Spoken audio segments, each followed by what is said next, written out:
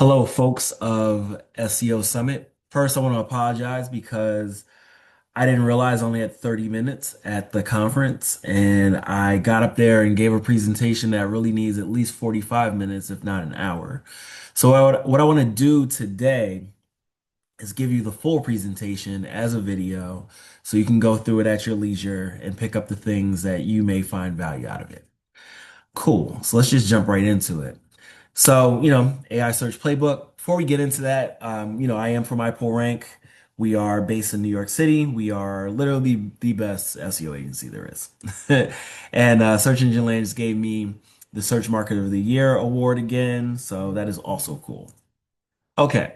So before we get into this very deeply, I had a really interesting experience that's shaping how I'm approaching things moving forward. So back in April, I threw my first conference called SEO Week here in New York City. Well, not here. I'm still in Brazil right now. And, we had some of the best speakers in the world, and people said it was like the best conference that they went to all year. And at the conference, we also had an after party where Busta Rhymes performed and he killed it.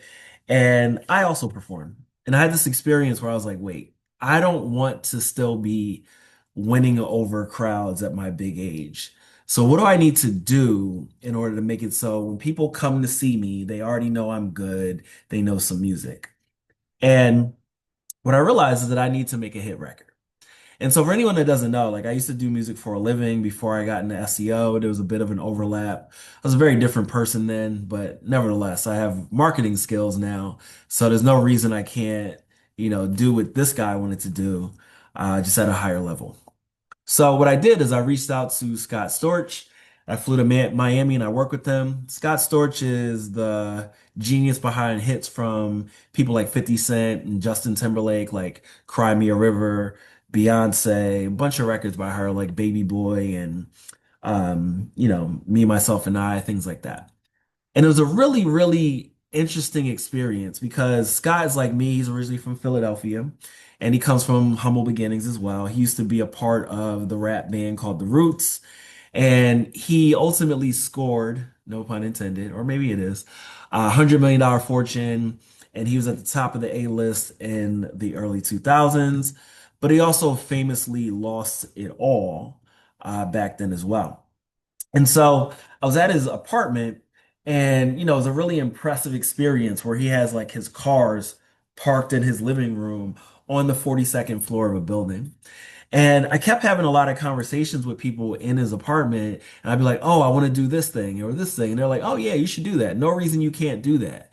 And that's not something that's really reflected back to me on a regular basis. It's usually me, motivating people so that they can have that experience. And so it just made me think, ruminate a bit on where we're at in the world right now. Now is really the opportunity that we can bring all of our great ideas to life. Like with generative AI, you can build anything, you can create any sort of content, and the rules are no longer the same. So there's a lot of things that we hold on to, specifically in the SEO space, that I don't think we need to anymore. So go into this presentation understanding that the world is changing around you, and this is your opportunity to make the change that you want to see. So the future of search. I've been saying since 2016 that the future of search looks like the movie Her. And if you've never seen that film, it's a film starring Joaquin Phoenix in the voice of Scarlett Johansson. And he had this AI assistant that kind of like proactively did anything he needed to do. And he ultimately like falls in love with this assistant. And, there's all these like really interesting nuances of what the future could look like. And the thing is, we have had the technology to be able to do this since I said it. It's just that, we didn't have generative AI, and now that we do, it makes this technology more real.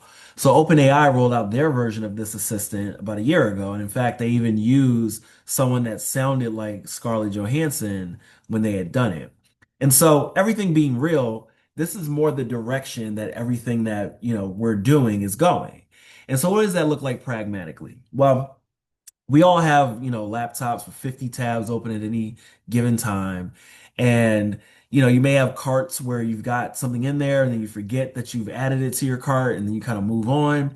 Well, the future of search is you walking down the street or you driving down the road and your phone proactively saying like, hey, those shoes that you put in your shopping cart are 100 feet from you. Why don't you go pick them up? And so what we're also seeing is that the future of search is agentic. And what that means is that the web marketplace is effectively changing. So historically, it's been that a user discovers information, they interpret it, and then they consume it. But we're going into the space where instead of the user discovering and or interpreting it, it's the agent that's doing it on your behalf and then bringing that information to you. So it's filtering out the web based on what it is that you need. So effectively, the game has changed. We're seeing that, of course, Google is still the main stage, but there are more and more platforms that are popping up. And so visibility really requires you to be in a lot of different places because users are getting their needs met in a variety of different spaces. And so this also means that search is going from deterministic to probabilistic. And what that means, at least the way that I'm saying it, is that historically, whatever you put into a search engine came out the same way on the other side. But now we're seeing that the results are being augmented based on reasoning chains and the outputs can change, even if you have the same conditions, right? Like it may pull information from 10 different sites and then present it a different way, even if you just hit refresh. So you don't really have the control over how you show up in the way that you used to. And so the answers can also come from a variety of different places because these systems are not just simply ranking URLs.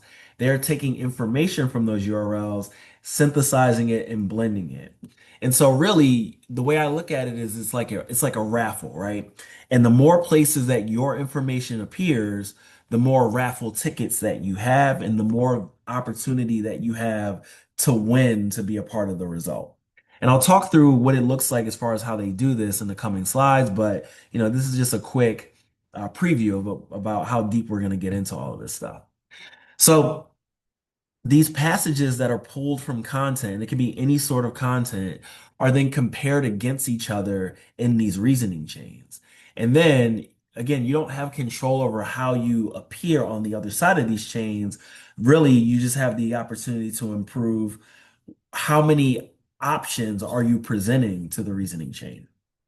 And then there's what's called personal context. This is how Google is filtering down the results to a given user. So based on what they're doing across the Google ecosystem, like pages they visit, messages in their inbox and Gmail, products that they purchase, there's all sorts of things that they can use in the Google ecosystem. And then they create vector embeddings that represent them to then filter out information that they want to put in front of that user. So we're moving into a space where results can be one to one. It's not that everyone sees the same results, even if they're using the same pieces of content. The reality is that they may choose different subsets of the same content based on what that user has shown interest in. And it's really like a hyper personalization. So visibility at this point is really multimodal. And what that means is it's not just about the text on your website. It can come from any sort of content. It can come from videos, product data, PDFs, feeds, social media.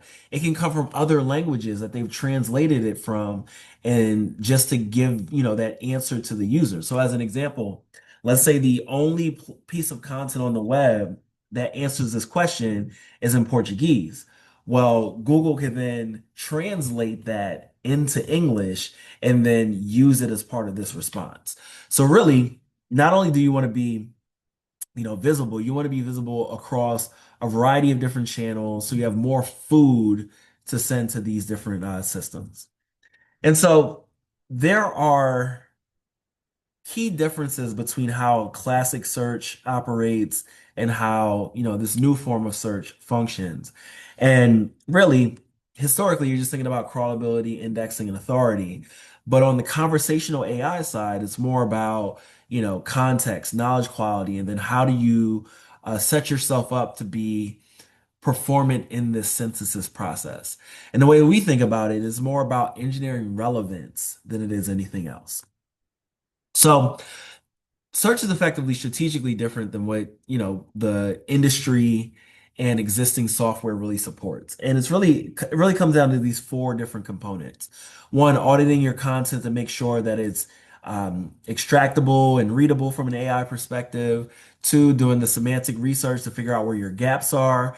And three, restructuring your content and augmenting it so it's like better set up to be extracted from for these different use cases. And then the last thing where I think that there's a huge gap in the SEO space is in the ability to test and iterate by simulating what these systems are doing. And so when we talk about relevance engineering, it's more about building a framework to do all these things that I'm just mentioning here. So the reality is that user behavior is evolving. Search is bigger than Google at this point. All different generations are using more channels than ever before, and that's not going to slow down, right? Like more people are finding nuances of value in these different platforms. And so, again, because of how users are biasing these systems based on the information that these systems are collecting about them in memory and so that they can further personalize things. It's really biasing what it is that they see. So each of their interactions will further bias their output. And so the concept of rank tracking on this side is actually really challenging because there is no one answer that every user sees.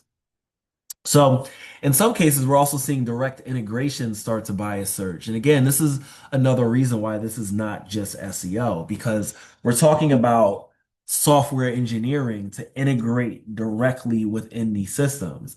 So in the States, we have something called Zillow, which is for home search and buying and so on. And they have a direct integration with ChatGPT now, software that's directly in the platform. And, they're doing the same thing with Gemini. So this is biasing the responses because they don't have to go out and look at, Redfin or Realtor.com or any of the other sites in the space. They can just leverage the direct connection.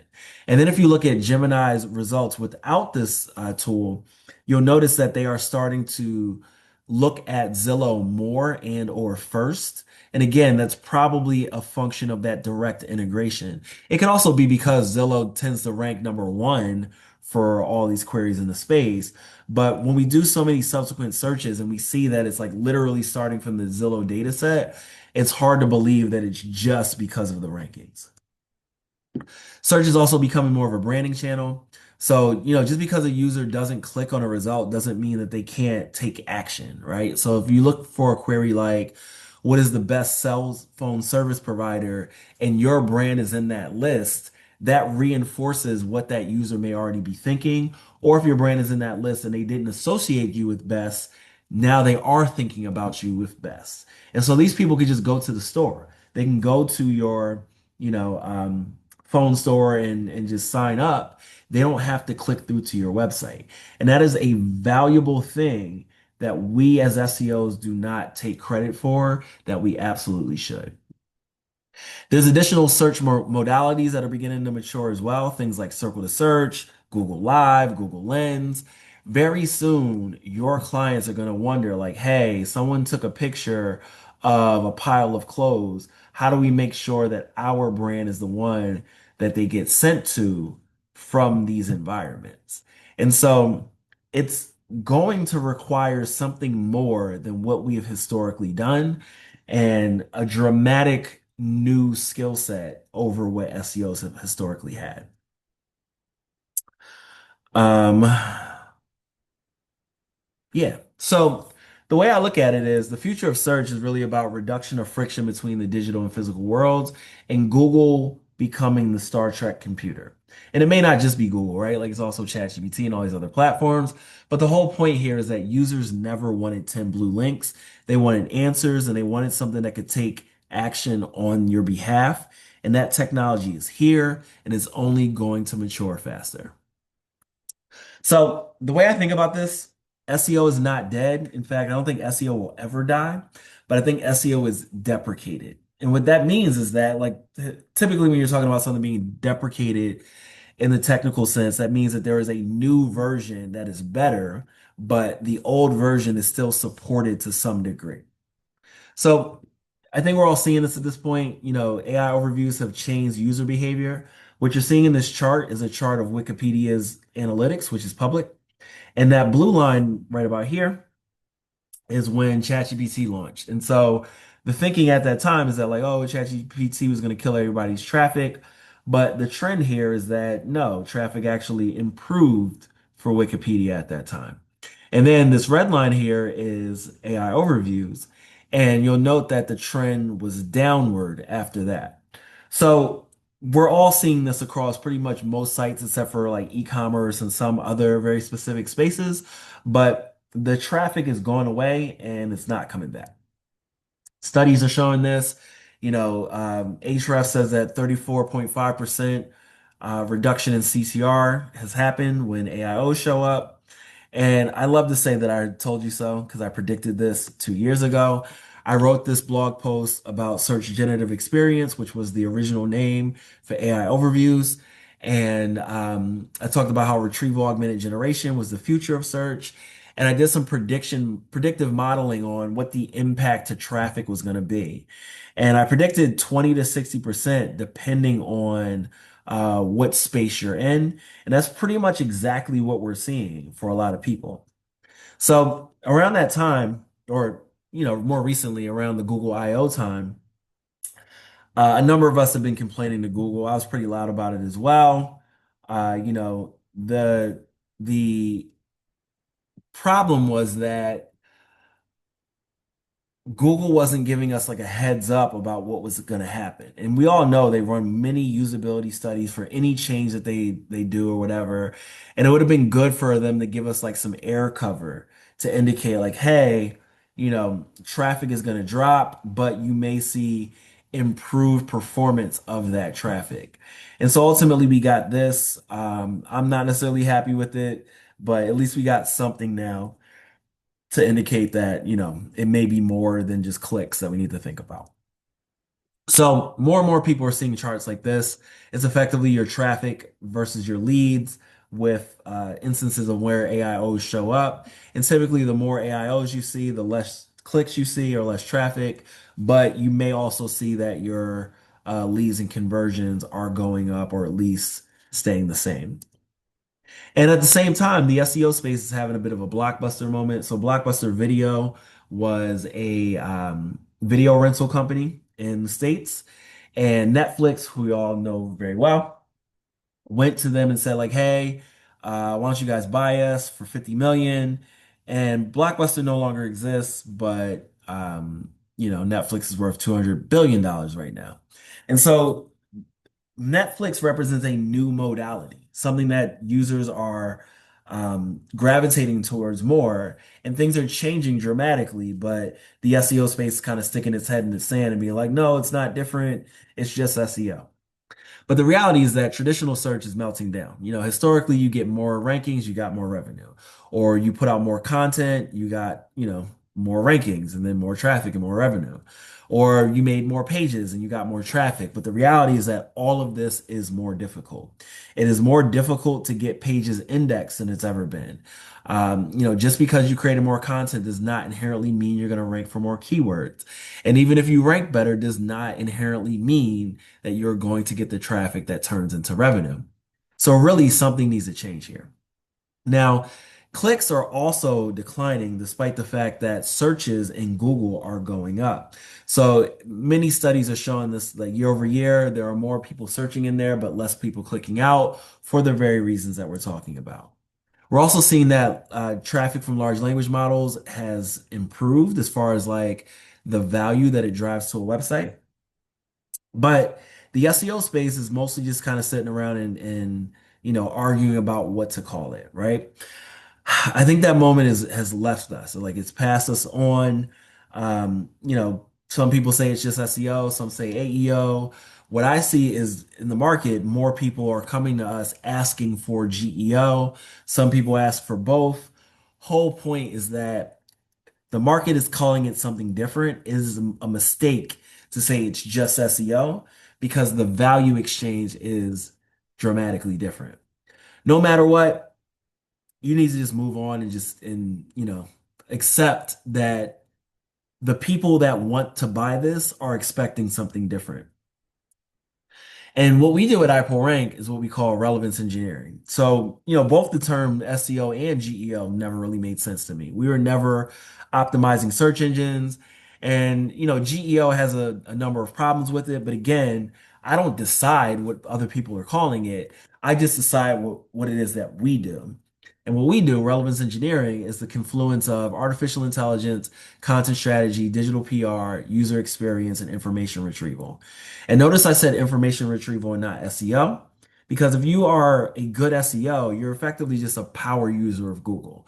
Things like search operators. You know how to do regex so you can get your data out of GSE. You know how to write, 301 redirect rules for HT access files and things like that. But you don't necessarily know how Google works. And at this point, because they're building so much right in front of us, we have the opportunity to know exactly what they're doing so that we can replicate it and then use those simulated environments to know what impact our changes will have. And so to that end, SEOs need to evolve. There's a lot more that you should be doing for this space. And truthfully, you should have been doing these things for SEO. But the reality is that SEO tooling doesn't really support it. And most people don't do these things. And so SEO is very much this like best practice checklist culture that kind of relies on intuition. And at this point, we really require statistical rigor so that we can analyze things in the same way that these systems are. And again, be able to understand like, okay, when we make these changes to the inputs, what does that do in a very similar system? And to that end, if we're like kind of taking this scientific approach, we can truly understand the nuances of different query spaces and so on. And like I said, SEO is a checklist culture. Relevance engineering needs to be more like a scientific culture where we are testing and learning and really establishing things like technical standards and not just relying on anecdotal evidence that people are getting from like the third party data and so on. And so we're also seeing that a bunch of new roles are beginning to emerge as well. More people that are kind of like data scientists or Python SEOs or like content engineers and things of that nature that allows people to actually capitalize on these opportunities. Because again, since our software doesn't really support everything we need to do, you need more technical people that are coming into these environments to help get these things done. And so really you're going to need to upskill into generative AI. There's a lot of people that are like, hey, I don't want to use it. I'm not going to do it. But more and more job postings are requiring these skills across pretty much every job category. So you definitely want to be embracing AI and figure out how you can improve your workflows accordingly. We're also seeing that new software is emerging. So, just recently, ChatGPT rolled out the Atlas browser. If that ultimately catches on, that's going to change user interaction dramatically. Because if you type in a prompt into this browser, it may open like three different tabs for you and then start taking action on your behalf. And so optimization in that environment is again going to be a bit different from what you're used to because you're more speaking directly to the machine than the user. The user may or may not look at that intermediate content. They may like see it flash by them, but they may not go back to it. They may just say, cool, the system did a thing for me. I know what it was because it gave me the answer that I wanted, and that was that. So really what's happening is we're moving from a Google-shaped web to an agent-shaped web. And I think that's a good thing because Google has had such a stranglehold over so much for so long. All right, let's talk about the state of AI search real quick. Or not real quick. I'm gonna take my time. So, like I said before, users never wanted 10 blue links. There was a study or a white paper written by Andre Broder, one of the OG information retrieval guys. It's called the Delphic Cost of Web Search. And he talked about the cognitive costs associated with doing a search and them being too high. And when you think about it, the first step that the user needs to do is take their information need, turn it into Orwellian newspeak as a query, and then go through 10 pages and maybe more, and then synthesize that information. In some cases, it may not be the information that they wanted. And so they may, have to do subsequent searches and keep going. And there's all sorts of costs associated with that, and it takes too long. And so Google has said, like, we don't want to do that anymore. We want to get users directly to their answers right away. So what you can infer from that is that we are not going back to 10 blue links. We are actually racing away from that as soon as possible. And so there's a quote from Markham Erickson. He's a VP over at Google. He said, user preferences and what users want is also changing. So instead of factual answers, which is such a wild thing to say, and 10 blue links, they're increasingly wanting contextual answers and summaries. So again, they are not going back in that direction of 10 blue links. And so the search journey is going to get messier than ever. It's never truly been linear, but it's going to be more people hopping back and forth between ChatGPT, Gemini, Google Search Classic, so on and so forth, because they want to dig into that information in a way that works for them. And we're seeing that, over 50% of Google searches are resulting in zero clicks. There's been a number of studies around this. Rand Fishkin has kind of been leading the way on this. But the thing is, this is not necessarily a bad thing. And in fact, if you go back as far as the 2006 AOL leaked data for the first click-through rate curves, they never added up to 100%. So there was always some function of users that did not click on a result, and in some cases that wasn't always a bad thing. Because in some cases you may get the answer to your question from a meta description or from a featured snippet or whatever it is. And so again, we've got to recognize that Google or that search has always been a branding channel and users can take action without clicking through. So if you only think about clicks as it relates to search, you're missing out on a lot of the value that it adds to the user. In the news space, zero click searches have gone up to 67%. I honestly don't really know what to tell publishers to do, aside from potentially like make some upgrades to your business model and think about things like, how can we charge more for an impression? Because otherwise, this traffic is not likely coming back. Focus on other channels like Google Discover and things like that, but classic search traffic is likely not coming back for publishers. There's also a study by the Pew Research Center in the States that, indicated only 1% of users are clicking links in AI overviews. Google has gone on to refute this study, and I put that in air quotes because they don't really give any evidence. They just say like, hey, you don't have enough data to make that the conclusion. And we're also seeing that there's an evolution of how user queries are expanding in this environment as well. So, even in classic Google search, it's going up a little bit. In AI mode, it's going up some, but none of them are comparing to what you're seeing in ChatGPT. People think of ChatGPT as a more free-form text environment. But I suspect that Google search queries are going to go up as well because Google has been pushing a lot of advertising in the direction of just ask Google rather than, oh, just do a search that's like 2 to 5 queries. We're seeing that higher quality clicks are coming from AI search. So this is from a study from Adobe showing that the gap between AI and non-AI channels is going down. However, we're also seeing a German study that says that this is not necessarily true. So it all depends on the space that you're in. But in this document, it talked about there being, 0.2% of the traffic versus Google organic. Conversion rates are going up, but average order values are going down. And we're seeing that there's great bounce rates and deeper engagement, which again is a function of there being higher qualified traffic because users are getting their answers directly in the SERP or directly in ChatGPT. And then they are, only clicking through when they're ready to actually take action.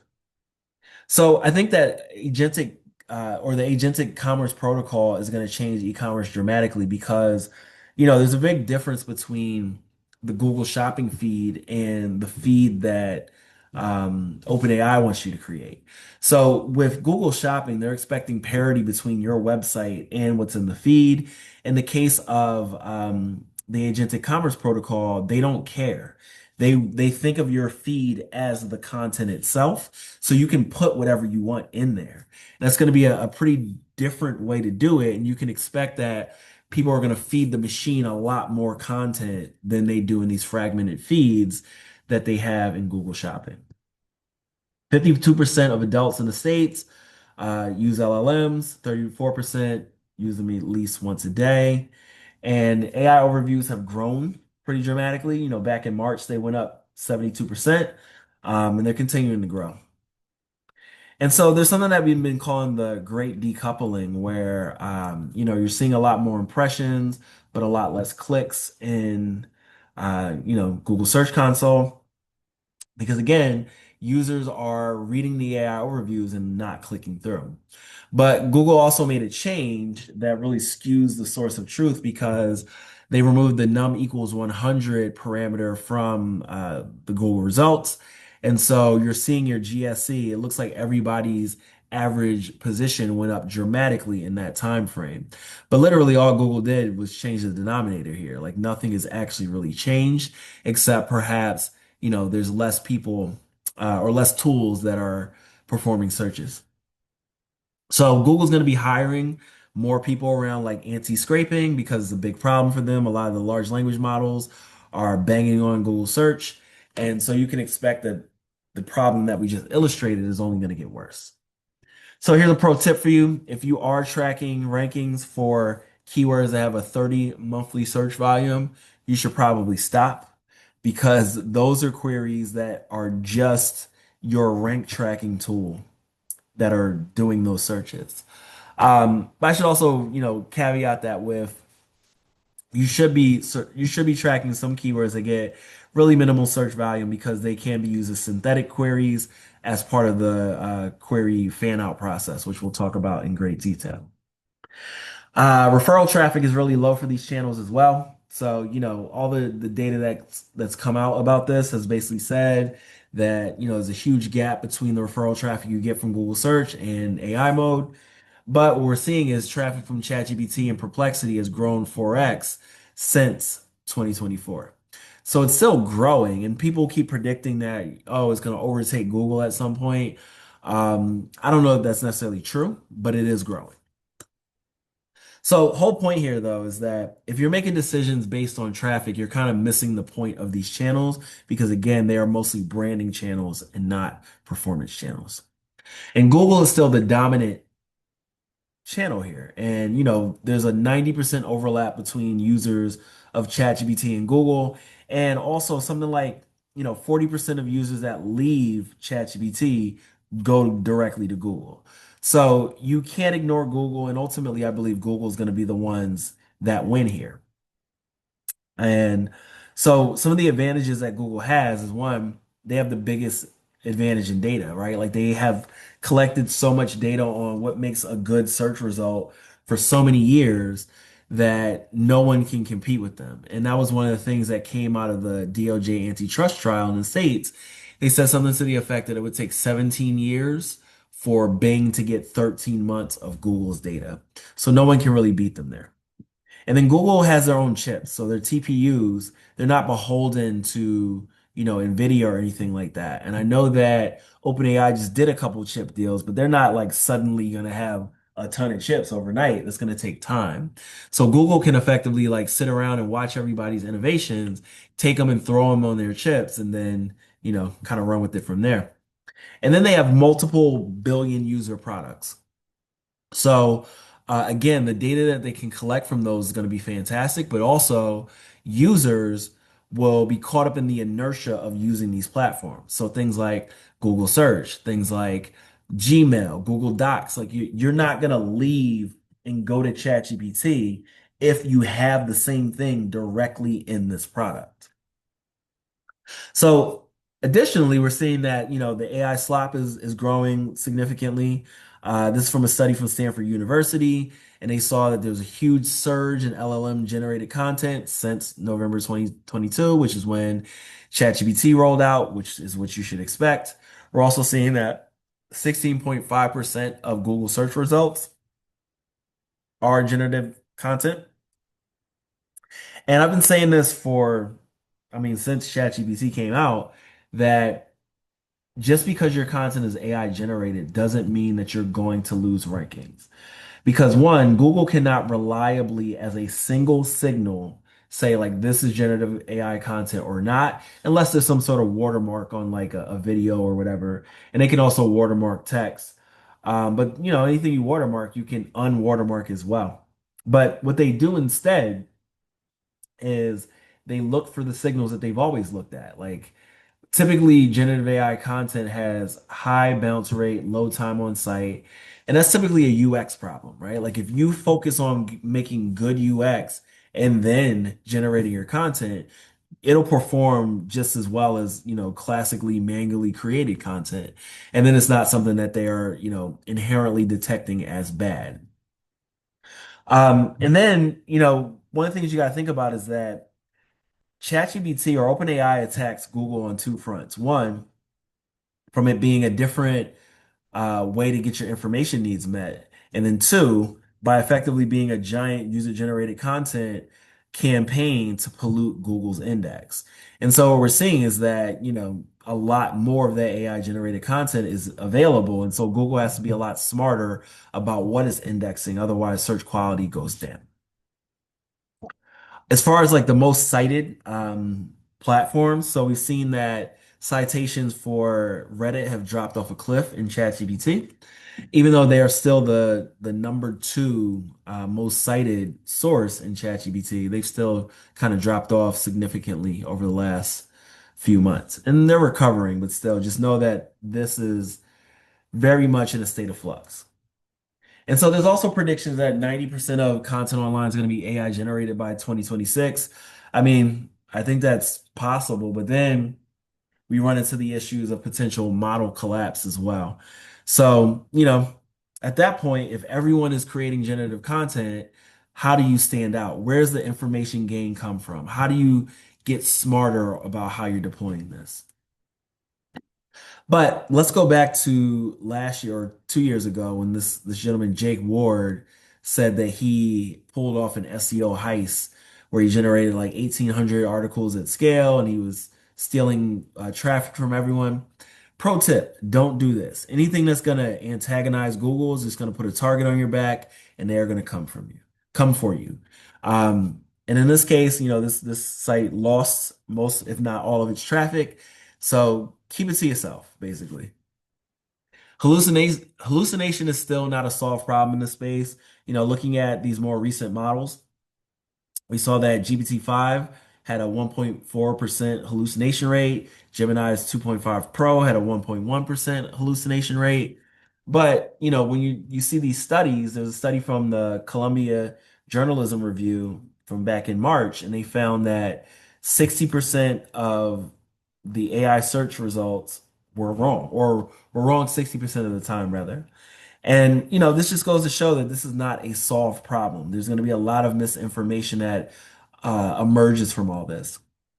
ChatGPT has also been hallucinating new features. So there's a tool called Sound Slice, and it was instructing users to sign up for it so they can import their ASCII tabs to hear audio playback. The thing was, the platform didn't do that. And so the creators of the platform actually had to create that feature so that they didn't, get all these false expectations because of what ChatGPT was saying. And so ultimately, what I'm saying here is that search is an unsolved problem, and you should expect that things are going to continue to profoundly change. We're not going back to 10 blue links. And there's also some brand new research that suggests that Google doesn't even need all the signals that they've used historically. So they have this method they call block rank, where they can basically just feed a query in blocks of text, and the rankings are ultimately the same as what they're getting from using PageRank and NavBoost and things of that nature. So effectively, when they talk about how Google is going to have to give up their data, their user data to, these different competitors because of this AI or the DOJ antitrust trial remedies, it may not even matter. Like if they go in this block rank direction, they may not track that data anymore. But I say all of that to say that this is the opportunity for us to figure out like what no longer serves us as an industry. Like there's a lot of things that we inherited in the SEO industry. Like this idea that it's just free traffic, the idea that it's this checklist culture, like this bad reputation that our industry has. We can shed all of this right now and reframe the work that we do so that we can be more successful at doing it. Okay, let's get into how AI search works. So, both classic search and generative AI are built on what's called the vector space model. So what is done is that all these documents are plotted in multidimensional space, and then the queries or prompts are plotted in multidimensional space as well. And then whichever documents are physically closest to that query or prompt in that multidimensional space is considered the most relevant. Now, with generative AI, it's not just the full document, it can just be passages from the documents as well. And so with generative AI, what's happening is that, words and concepts and entities and things like that are all being plotted in this multidimensional space. And then you're predicting what is the next one based on the previous one. So the core pattern behind AI search is what's called retrieval augmented generation. And basically what happens is, they take the query or the prompt and then they convert it to a series of embeddings and then they search, different documents or different passages from documents based on that. And then they re-rank them. And then they're using that information to feed to the language model to then generate the response. And so historically, or the older version of search called lexical search, which is basically about, the distribution and incidence rates of words in full documents. And so in this version, what we're doing is we take the query and we break it into tokens, right? So you break those tokens into what are called like n-grams. So if a query is 5 words, if you want to take a subset of 3, that's called a 3 gram. Or you want to do subsets of 2, that's a 2 gram. Or you want to do 4 grams, so on and so forth. And so what you do is you build a posting list of documents that rank for those different subsets of queries. And then you intersect those documents to figure out like what are the ones that are most relevant. And then you rank those by what's called BM25 or best match 25. And in the Google environment, you also add in things like PageRank and things of that nature. And then you get your set of documents that are ranked in that order. And in semantic search, you're really leveraging representations of content in this vector space by what's called dense retrieval. So the vector representation has more information, it's higher fidelity, so that you can do these sorts of operations and just understand the meaning of the content a lot better. So when you do both of these together, this is called hybrid retrieval. And this was called semantic retrieval. Sorry about that. And so you do both of these together, and then you get documents from both sides, and then you re-rank them. And then based on that, you feed it to the large language model to then generate the response. Excuse me. One of the key things that changed all of this was what was called the transformer. So originally in these earlier versions, you had something called word to vec. That's word to vector. It's basically vector representations of words. And you could understand when things were like related, but you didn't necessarily understand the context, right? So for the word like bank, it didn't understand that when you talk about riverbank, that's different from a bank where you get money from. But with the transformer, now you have the context because it looks before and after whatever the word is, and it understands it in relation to those other words a lot better. So it really helped improve how we understand meaning. And so there's vector representations of everything, websites, authors, entities, users. And that really allows Google and also OpenAI to better understand the world and everything that's being discussed. And so when we talk about things like EEAT, a lot of people think that's just author bios. It's not really that at all. What it is Google's understanding of a author across the web. So way more about the link equity or the link profile of that author and being able to connect them to where they write across the web so Google can have an understanding that this is this person. And then they can look at everything that they've written and then represent it as a single vector to determine what are the subjects that this person is talking about. And then they can compare other content and be like, okay, well, this isn't so related to what they typically talk about, so they're not an expert in this idea. So any content format can also be embedded in that same space as well. And so they can effectively understand, the relevance of a video versus a document versus audio and so on. And so I said this before, but again, the personal context is also one of these vector representations. So it's somewhat trivial for them to filter out content. They can just have a vector representation of you as a user, and then they compare that against the content and say, okay, this is what this person might want because it's more relevant. And so all of the stuff that I've been discussing thus far is a single vector representation. But last year, Google rolled out something called Movera, which is a multi-vector representation, which just makes things, more complex, but higher fidelity in what it captures. So AI overviews. These work in a number of different ways based on the patent. In some cases, they just take your query and then they write a response and then they go out and try to corroborate it with information that's out there. In other cases, they take your query, then they extrapolate from it, they pull in a bunch of passages and they feed it to the language model and then generate the response. But before it even gets there, it's like, okay, you know, is the response that we get from the language model itself good enough? If so, then cool, let's just return that. Otherwise, let's go out and, do something a bit better. And so with AI mode, it's the same sort of idea where we're doing that query fan out, generating those synthetic queries and going in and getting a bunch of candidate passages. But because they have more time, they can be more um, they can be more expansive in the queries that they're looking at. So whereas, AI overviews might do like 5 to 10 queries. AI mode might do like, 20 or 40. And if you go to like deep search, it could be hundreds. You'll see that like as you're doing your search, it'll say like, oh, reviewed 500 documents or something like that from 90 queries or whatever it is. And so the main difference between the two is again that AI mode is using more queries and more sources, and AI overviews can have like a single shot generation pass, meaning that it won't go through a bunch of iterations, whereas AI mode can like do a variety of cycles before it gives that response.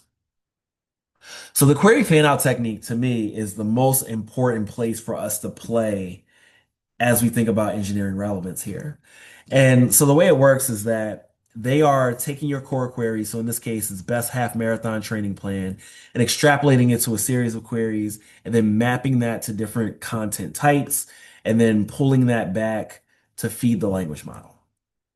So um, after that, it goes through those different reasoning stages that I talked about before, where they're comparing side by side which passage do they want to use before they then feed it to the language model. Those selected chunks are then used to inform that answer. And so with how they pull in content, in the case of ChatGPT and Perplexity, they're not crawling, they are requesting pages in real time. And so the source list that they're getting may come from like a SERP API or something like that, but they don't maintain their own index. They are saying, cool, give me the list, let me go out, grab it, boom. And so that gives you an opportunity because they're not caching the information. That means they're always going to have the most up-to-date information. So anything that you change about your page, they will get it in real time. And then there's also like the structured feeds that are being provided as well. So that's another way to get the data directly into these environments. Whereas with Google, it's largely going to be, from their crawling. And again, it can also be from feeds like shopping feeds and things like that. But more often than not, you're talking about like the things that you're getting indexed in Google. So as far as how the generation process goes, it's basically like this. You get the query or the prompt, you then extrapolate from it to do the whole query fan out. Then you're routing to different content types, and then based on that, you are retrieving from the index. And then based on what's been retrieved, they select a subset of those and then feed that into that synthesis pipeline to then generate that final answer that the user then sees. So the query and the prompt is effectively the starting point, but again, it's not just about, okay, this is the query the user put in. and then we're going to look at the page that ranks for that query. We're going to pull from that, and that's it. No, it's about these series of synthetic subqueries that are then used to pull sources from a variety of pages to then feed to the language model to build that response. So the query expansion goes through a variety of different phases, right? There's intents classification, there's slot identification, latent intent projection, rewrites, diversifications, and then speculative sub-questions. And I'm going to go through all these. So intent classification is like figuring out the information domain and subdomain that a query fits with, and what task is the user likely trying to do based on that. And there's also the risk and safety profile that's considered as well. And then for the slots, it's telling us like these are the implicit and explicit intents that the user has, right? So like when the query is half marathon, best half marathon training plan for beginners, the user is implicitly telling the time frame, their fitness level, their goal, their age group, and they're explicitly saying half marathon, which is the distance, beginners, which is the audience. So based on all these slots, they can now say, okay, I have an understanding of this information need. Let's come up with a series of queries that align with these different slots in that information need. And so then there's what's called latent intent projection. So there's a bunch of queries that users historically have searched for, um, based on the ones that the user explicitly put in. And so they're going to put it into the multidimensional space and figure out which are the closest matches that users have looked for. And then they're going to pull down those queries. So in this case, hydration strategies, gear checklists, shin splints prevention, all of that is being pulled in here. And then they're going to rewrite and diversify these queries. So there may be things like audience variants, narrow variants, format variants, just so that they can capture as much information that may be relevant as possible. And then there's going to be speculative sub-questions. So questions that, again, they don't know that the user is explicitly asking here, but they think the user may want to have answered as part of what they are answering. And then they're going to route those queries to different types of content. So again, this is another space where you need to figure out like where your gaps are because, a training plan, they may say, oh, cool, I need a blog for this, or a stretch routine. I may want a video for this, or, a checklist. I may want a listicle for this. And so that's one of the key spaces that the query fan out data is really valuable. So once they've mapped it, then they want to figure out what their retrieval strategy is because they may not do the semantic thing for all of the queries. Like they may just do straight up BM25, or they may just do semantic, or they may do hybrid. But the reality is that, BM25 is typically cheaper than running semantic. And so they may decide like, hey, it's enough to just go after the lexical version. And so what you really got to wrap your head around is like, okay, these are the queries, here are the content types. Do I have these content types? And if you don't, well, then you got to, say like, is this an opportunity that I really want to capture? If it is, then I need content of this type because that's what's expected by this language model. So when they start thinking about selection, it's not just like, okay, well, this ranks, we're definitely going to use it. They want to make sure that the content is extractable. There's evidence that, what you're talking about makes sense in context of what else is being talked about on the page. The site has authority, there may be freshness considerations. There may be safety things like YMYL. All of those come into play as they're figuring out like, what are we going to use here for this final response? And so when you think about like how you structure your pages, this is where classic SEO things start to coming back into play. Like you want to make sure your content is extractable easily. So things like tables and bulleted lists and things like that can be very valuable because it's very easy for them to pull it out. And then with the idea of evidence density, it's the idea that like again, you have surrounding information that supports whatever it is that you're trying to say. It's not just like this one data point in isolation. And you want to make sure that like you are clarifying the conditions that the information is true, or the information under which the information is true, so that they can reliably or feel as though the data source is reliable so they can use it as part of the final answer. And again, like having corroborative information across your content pieces is very valuable too, because they're looking for consensus in information. And if you are, let's say you're three different information sources and all three of them say the same thing, then they're like, okay, there's weight in this. We should definitely use it. But also, if there's a site that's making outlier claims and it sets itself up to be like considered well sourced by having references and things like that, then they will also use that because they can trust it. And so freshness and stability may come into play as well. If you're in a space where everybody's updating every day, like mortgage rates, for instance, then they're expecting that whatever source they use is updating every day. But if you're in a space where no one is updating every day and you're the only one that's updating every day, they may think like, okay, something weird is happening here. The harm and the safety filters, I mean, that kind of aligns with the whole YMYL sort of thing. Making sure that if you're saying something that's like out of pocket for that space, they're not going to use that. And so when you think about like, okay, how does, good content get excluded? It's largely because of these things that we've just talked about, like having, long form narratives rather than breaking things up and making it very easy to extract the information, or having content that's not like parsable. It's hard to crawl, requires JavaScript, things of that nature. Those are reasons that you may not get used here. So some of the core SEO best practices as far as like making sure your content is accessible and crawlable and so on still very much matters here. So when you're thinking about like, okay, how do we make sure your content is extractable? It's like shorter paragraphs, bulleted lists, tables, having clear headings, like very close to things, and just making it so it's easy to create a vector representation that is isolated to one subject area.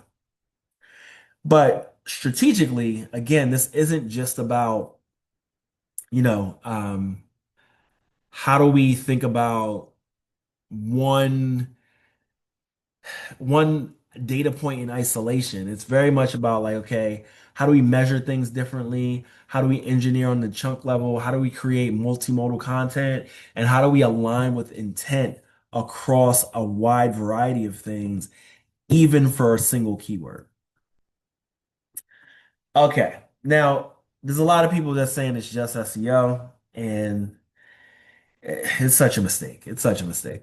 So let's just preface this with my data-driven beliefs don't require you to believe or agree with me. Draw your own conclusions, but this is where I am at. So a lot of people are saying things like, oh, AI search uses retrieval, so SEO matters more than ever. I actually agree with that, but it presupposes that SEO has caught up or kept up with advancements in retrieval. And our best practices, our software, and the common understanding that people have been sharing in this space really suggests that that's not true. So here's some data, right? ZipTime, they did a study, I think back in May, where they found that if you're in the top 10 in classic Google results, you have a 1 in 4 chance of appearing in these AI search surfaces. Okay. So newer data from Profound shows that there's a 19% chance of appearing in ChatGPT if you appear in the top 10 in the Google search. So if we're talking about a 20% chance, a 1 in 4 chance, how is that just SEO? Clearly, there's more going on here than just SEO for you to appear in these systems. And so we're seeing that there's been a couple of studies. SEMrush did one. This one is from Ahrefs. They're saying that 28% of ChatGPT cited URLs don't rank for anything in organic search. I think this is actually a function of the limited data. And what I mean by that is these synthetic queries don't have a lot of search volume. A lot of them may have like, zero search volume outside of them being run within the system themselves. And so these platforms aren't tracking those queries. There's got to be a certain threshold of search volume that these platforms will, add to their data set. So it's not that they don't rank for anything, it's they just don't rank for anything that they are tracking. So show me what you do for GEO that you don't do for SEO. This is also really disappointing because it just goes to show how SEO continues to struggle with the distinction between strategy and tactics. So let's walk through it, right? Let's think about outbound sales, PR, link building, even fundraising, for like a startup or whatever. They all use the same tactics. It's all basically email marketing, right? Like you write a series of form letters after you've built your audience list, and then you keep sending emails and you further optimize and augment your emails until you hit the outcomes that you want. But no one is saying that those are the same thing because there's a different value exchange for each of these channels. Here's another one. Social media marketing. All that is channel specific content strategy, but we've given it its own category and its own team. You literally do all this exact same things that you do in content strategy in social media marketing. So here's the thing. You can do things for AI search that can make rankings drop in classic search because each of these channels is different, which inherently means it is a different thing. ChatGPT, they use Bing and Google as their quote unquote indices because they're pulling in real time. And they are there are different things that you would do, or there are things you would do for ChatGPT that don't necessarily give you optimal performance in classic search. So as an example, right? In classic search, we know that 80% of meta descriptions are rewritten. So in a lot of cases, we've stopped writing them or removed them entirely. But if you've done that, then you may not perform as well in ChatGPT because they use that pretty heavily. They use semantic URLs, they use recent published dates, they use forums with actual relevant discussions, they're using pages with extractable data, numbers, and comparison. But again, in Google, yeah, semantic URLs are fine, but you don't necessarily need them. Whereas in the ChatGPT environment, they really heavily use them. Google can be pretty smart about your publish dates because they're comparing against an index. ChatGPT can't do that because they don't have an index. So Google will know if you're tricking them by just updating the date every day, but ChatGPT again won't have something to compare against. So there are nuances here that make it a different thing that you need to account for. Bing Copilot, so they use their index and they kind of use ChatGPT as a wrapper. There's several different versions of Copilot at this point, so there's different nuances as well. But the system can also take action across the MS365 ecosystem. So there's a lot of different nuances of difference on how that operates and behaves too. Perplexity uses both Bing and Google, but they are citation first. So the user behavior in that channel is also different. And then there's different strategic considerations. So for a lot of people, they didn't want their pricing available in Google search. And so as an example, on the iPull Rank site, we don't have our pricing there. But because of that, within the ChatGPT environment, you have all these different sites that are being pulled in to say how much we cost. And so effectively, we are losing out on the opportunity to own the narrative around our own pricing because of a consideration that we typically have done for classic search. So you need to be thinking strategically different for AI search as well. Okay, I didn't do any of that fancy GEO stuff, and I've been ChatGPT in 24 hours. This is one of my favorite ones. To which I say, show me that for a competitive prompt or query space. I've yet to see anyone do that. Here's another one that I love. Chunking is a scam. So, chunking is the idea that you can restructure your content to improve its ability to rank. And so, I'm going to show you this in real time. Here's an original paragraph where I'm targeting both the keywords machine learning and data privacy. So, cosine similarity, which is one of the relevance measures or distance measures that is used in these environments, the machine learning cosine similarity against this paragraph is a 0.6481. And for data privacy, it's 0.6948.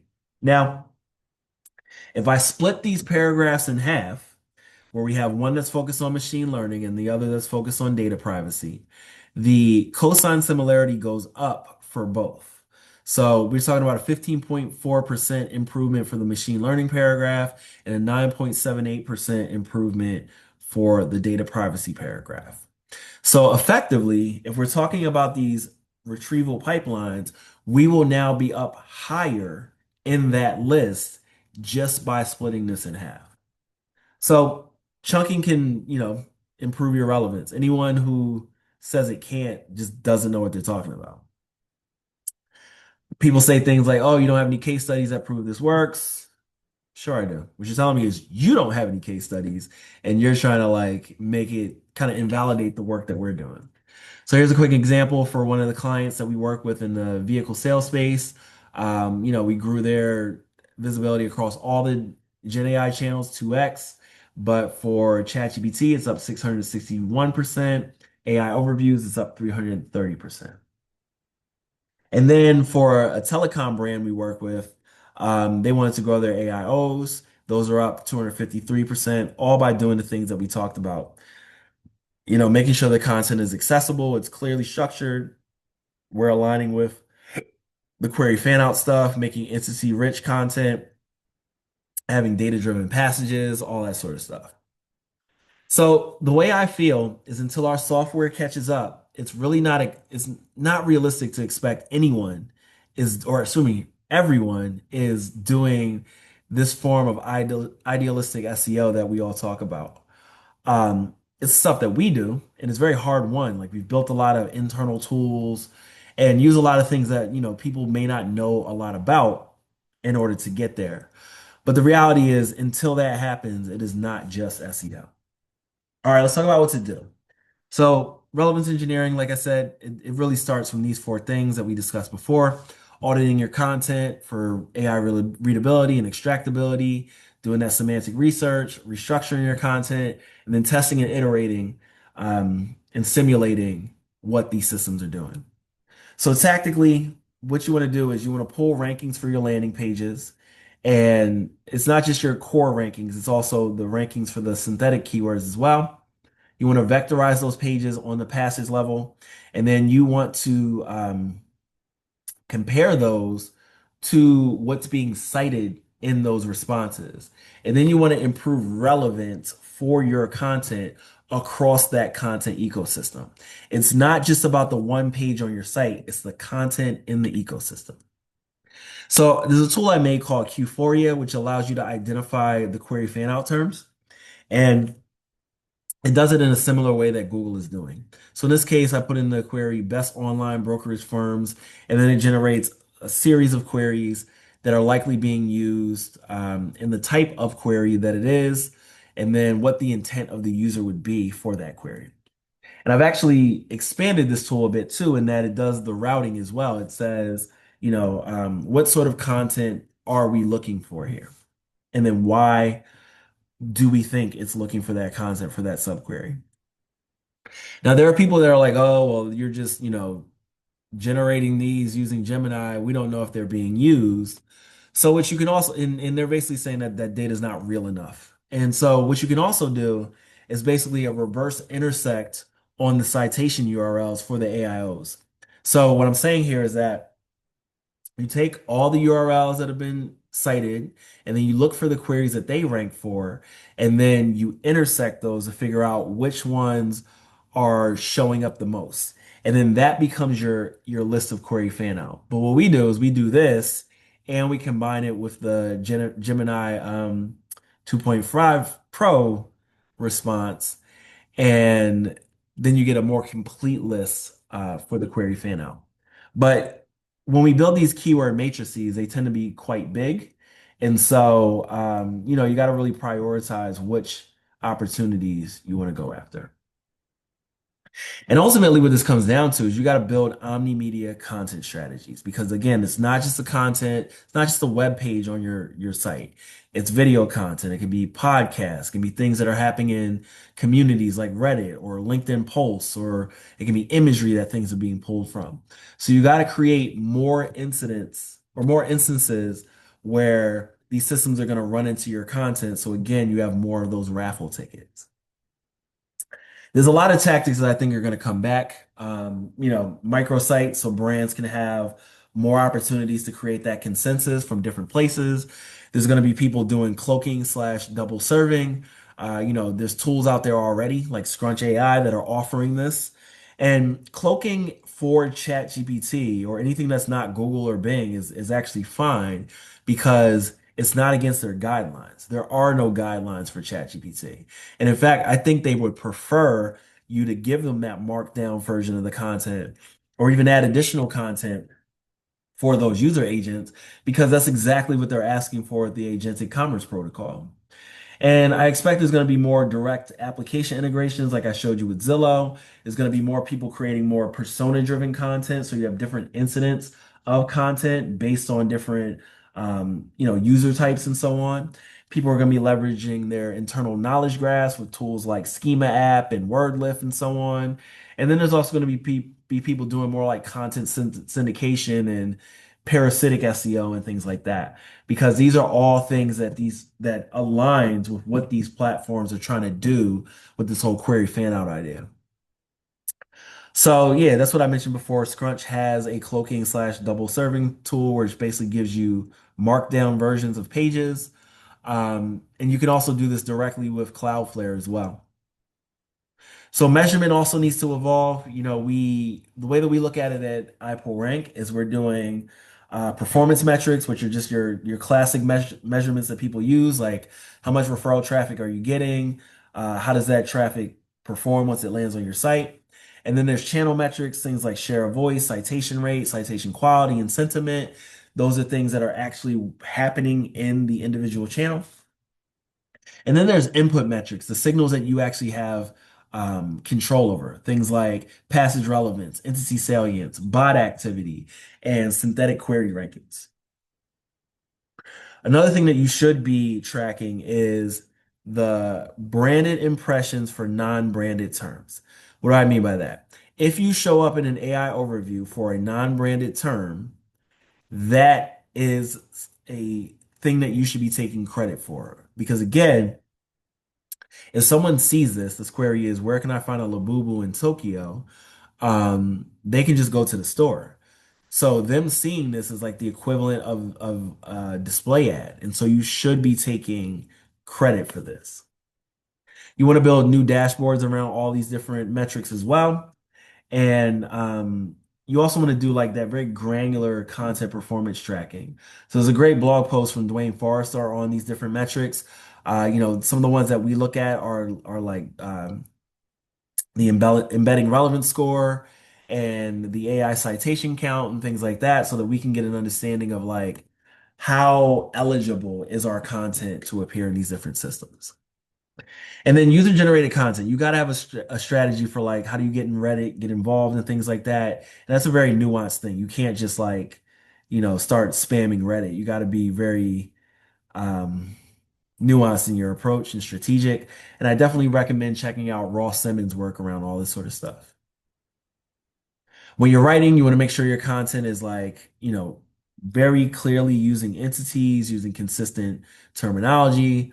I mean, I'll let you read this on your own time, but we put a really good example of like, here's a vague description of something. Let's make it more entity rich so it's easier for them to understand who or what is being talked about, and then easier for them to extract information as well.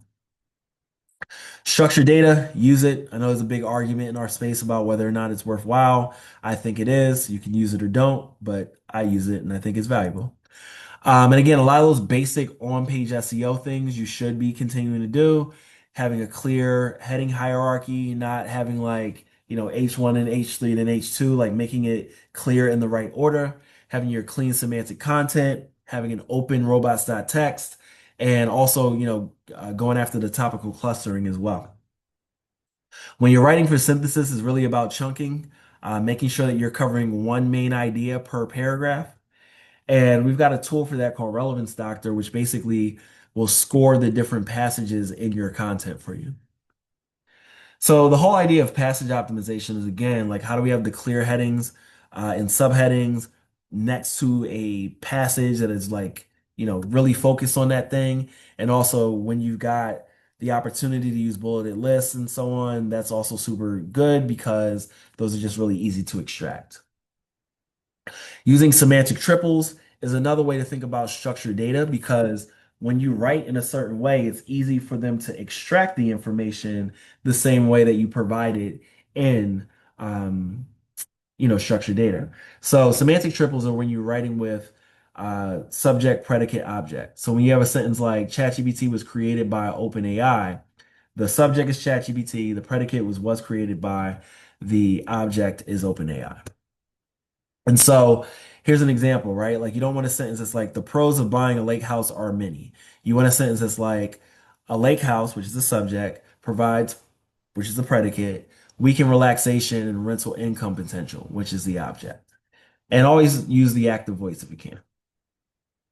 You want to be very specific and unique and use data points when you're writing.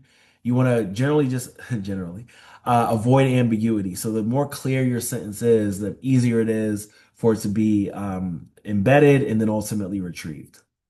And then you also want to be simulating your rankings based on the changes. So, we have some internal tools like this AI Overview Simulator, which allows us to put in the copy that we're writing, make adjustments. It also gives recommendations, and then it tells you like, okay, what would actually be extracted here from this content in order to appear in the AI overview. So I got an extra section on tools that you should be considering here because, like I said, there's a lot of gaps in the SEO tooling space. So N8N, from my perspective, is like you must use it, right? Like it's a great tool for building more custom tools for yourself, and you can do it just from like drag and drop interface. So I prefer doing using open source things so I can customize and I don't have to think about things like data privacy and so on. And so I like Olama. It's a tool that allows you to use, it's an open source tool that allows you to use all the open source models out there. And so it's got a chat interface just like ChatGPT, and it does RAG and things like that. And whenever you want to use a model, it'll automatically download it for you. So you don't have to like go searching the web of how do I get models. It downloads them, it sets them up, and then you just, use it from there. And it's actually pretty fast if you've got a decent GPU. Most machines at this point, most modern machines have one, so you should be good to go. And so we also use it integrated directly with Screaming Frog, so we can generate embeddings, we can assess content quality, and it costs me nothing because it's all running on my own machine. And so N8N can also be run open source. It's really just like running these two lines of code as long as you've got Node installed. And N8N has, over 1,100 integrations. So many of the tools that you're probably already using, you can integrate here just from a drag and drop format. And with N8N, you can actually build a full microservice and use it as an API and then plug that into different tools you're using. So let's say you're using like Google Sheets, you can build this API without any code on N8N and then access it from a cell in Google Sheets. And it also allows you to do what's called human in the loop. So you can have the AI generate something and then send it to you and say like, hey, is this okay? Before it moves to the next step. So you can do that via Discord or Gmail or Slack or via text or whatever. And then it just allows you to not have to worry about your AI going off the rails. They also have a ton of different templates that you can use. So people sell these, but there's a lot of them that are free on the N8N website where you can just literally click copy the template, or you can import it directly into your self-hosted environment, or if you're using it on their cloud instance, any of those will work. And so you can basically take other people's workflows and then make adjustments to them for your use case. So as an example, if you wanted to automate your AI overview analysis, you could do that by taking this existing workflow and then making adjustments for what it is that you might need. And they have this new AI workflow builder where you can just talk to it, like you chat with the builder and then say like, "Hey, I want a workflow that does this," and then it builds it for you right away. So if you're also thinking about building your own agents, I recommend checking out crew.ai. They allow you to build these like really fully functional agents just by describing them. And then you can have agents that represent like different roles in your company. And that way you can like speed up the work that you're doing. So to just wrap this up, if there's only five things that you remember from what I said to you today, one, search technology and behavior have changed irrevocably. We are not going back to 10 blue links. It's going to take more than classic SEO to get you visibility in the future. And you need to learn how these systems work so you can figure out where the new edges of opportunity are. And then most of the existing SEO tools are not going to help you get where you need to go. You're going to need to build some of your own stuff. And luckily, we're in a space where anyone can build anything. And it doesn't have to be hard. Using a tool like N8N will help you close the gaps in a lot of the things that you're trying to do.